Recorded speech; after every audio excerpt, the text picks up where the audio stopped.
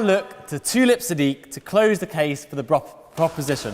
ইংল্যান্ডের নতুন সরকারের সিটি মিনিস্টার নির্বাচিত হয়েছেন বঙ্গবন্ধুর নাতনি tulip Siddique.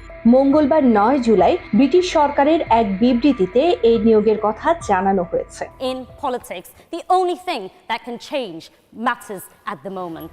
Tulip Siddique city minister পদে সাবেক HSBC ব্যাংকার বিম অফুল আমির স্থলাভিষিক্ত হবেন। এ পদে মন্ত্রিত্বের মাধ্যমে আর্থিক পরিষেবা খাতের তত্ত্বাবধানের দায়িত্ব পাবেন টিউলিপ।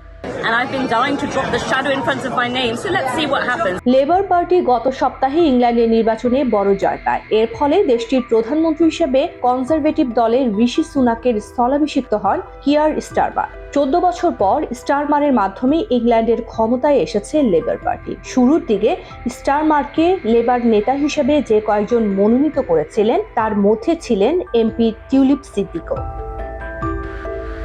41 বছর বয়সী টিউলিপ সিদ্দিক 2021 সাল থেকে লন্ডনের দ্য সিটি নামে পরিচিত আর্থিক পরিষেবা শিল্পের জন্য নীতিমালা তৈরিতে লেবারের উদ্যোগের নেতৃত্ব দিয়েছেন।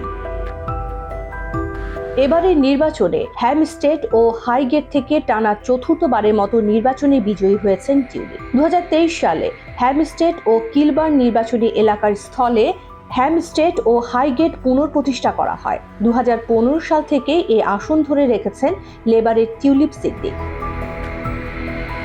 সিটি মিনিস্টার যুক্তরাজ্য সরকারের মধ্যস্তরের HM ট্রেজারিতে মন্ত্রীপদ, যেখানে সিটি মিনিস্টার ব্রিটিশ আর্থিক পরিষেবা খাতের দায়িত্বে থাকে। ব্রিটিশ আর্থিক পরিষেবা খাত সাধারণত সিটি নামে পরিচিত।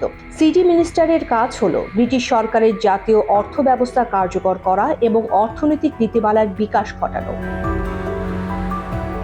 ব্রিটিশ সিটি মিনিস্টার পদটি আর্থিক পরিষেবা খাতের তত্ত্বাবধানের জন্য তৈরি করা হয়েছিল।